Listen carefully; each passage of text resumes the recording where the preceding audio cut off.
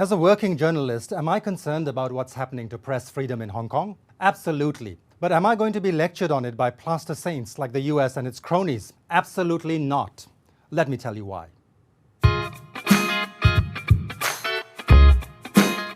Imagine if a Chinese journalist blows the lid on a plethora of present-day war crimes and crimes against humanity perpetrated by China. And imagine if this journalist breaks the news from another country but is about to be extradited to China to be imprisoned for the rest of his life or worse. The whole world would self-combust in collective outrage. Well, there is no such Chinese journalist. There is, however, a giant of an Australian journalist in such a predicament, and the villain of the piece is the United States, not China. I'm talking about Julian Assange. And even as I speak, he continues to be victimized, vilified, and crucified in a slow execution right before our eyes. What did he do to deserve it? He told the truth.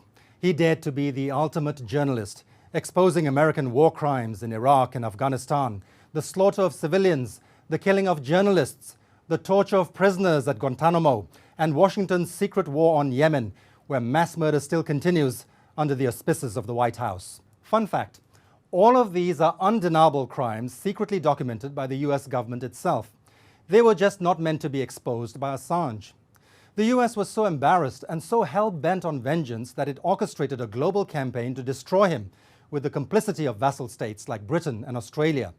Assange took refuge at Ecuador's embassy in London for 7 years before British police dragged him out and threw him into a maximum security prison that houses terrorists, murderers, and rapists. Nearly 3 years later, after a sham trial in a kangaroo court, with the flimsy case against Assange thoroughly discredited, Britain's much-vaunted justice system has paved the way for his extradition to the US, where he faces certain death. They have already dehumanized and reduced him to a suicidal, stroke-ridden, physical and mental wreck of a man. But they're not done with him yet. Speaking of kangaroo justice, not a word, not a peep out of the Australian government over this appalling persecution of its own citizen. They're all laser-focused on worrying about journalists in Hong Kong instead. Perhaps we should be flattered by all the love and attention. By the way, we also know now that the CIA actually plotted to assassinate Assange in London, even exploring the option of murdering him in a street shootout. Go democracy! I quote American journalist Chris Hedges. Julian Assange committed the empire's greatest sin. He exposed it as a criminal enterprise. He documented its lies, callous disregard for human life, rampant corruption, and innumerable war crimes. Republican or Democrat, conservative or Labour, Trump or Biden, it does not matter. The goons who oversee the empire sing from the same satanic songbook. Empires always kill those who inflict deep and serious wounds. End quote. Is there no limit to the insufferable hypocrisy of these gangsters in glass houses, these emperors who have no clothes? They defecate all over human rights and press freedom in the name of national security whenever it suits them, calling it justice. When some other country they don't like does anything of that sort, it's repression. How convenient. Here I quote another astute political commentator from the West, George Galloway. If Julian Assange were a Chinese journalist and publisher, he'd have the Nobel Prize, be the centerpiece of Human Rights Day.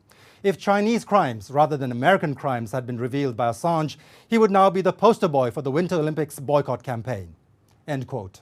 What they're doing to this brave man who has done more for journalism than any of us is a travesty, an atrocity, an abomination. Until and unless they free Assange, the US, the UK, and Australia, and any other nation in bed with this menage a trois of morally bankrupt Western powers, pardon my French, have no right to preach human rights and press freedom to the rest of us. Flush your own feces first before you lecture us on sanitation.